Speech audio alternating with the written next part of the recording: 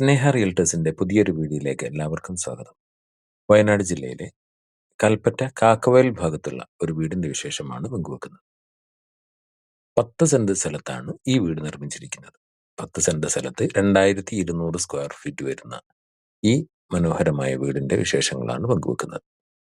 പുറത്തെ കാഴ്ചകളാണ് ഇപ്പോൾ നമ്മൾ കണ്ടുകൊണ്ടിരിക്കുന്നത്. നല്ല വ്യൂ ലഭിക്കുന്ന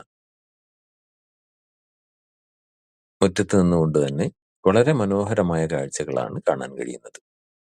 മലനിരകളുടെയും വയലേലകളുടെയും മികച്ച ഒരു വ്യൂ തന്നെയാണ് ഇവിടെ നിന്നും ലഭിക്കുന്നത്.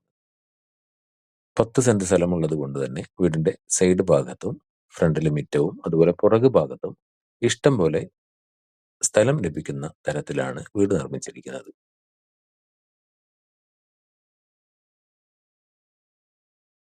വീടിന്റെ ഫ്രണ്ട് ഭാഗത്തൊക്കെ പാനലിംഗ് ചെയ്തതാണ് ഇപ്പൊ കണ്ടുകൊണ്ടിരിക്കുന്നത്.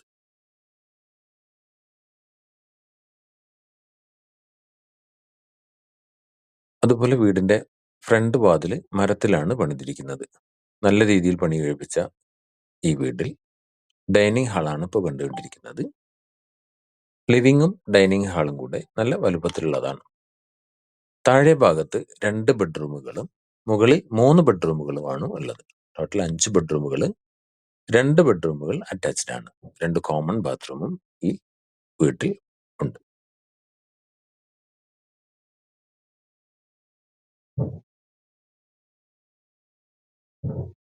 അതുപോലെ കിച്ചണും വർക്ക് ഏരിയയും ഇതിൽ അടങ്ങിയിട്ടുണ്ട്.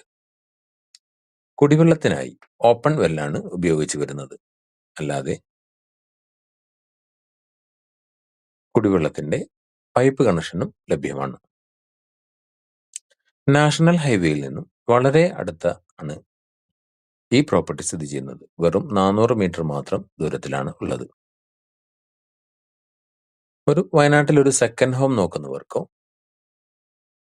അതല്ല വീടിന്റെ മുകളിൽ തന്നെ വാടകയ്ക്ക് നൽകാൻ ആഗ്രഹിക്കുന്ന ആളുകൾക്കും വളരെ അനുയോജ്യമായ ഒരു പ്രോപ്പർട്ടിയാണ്.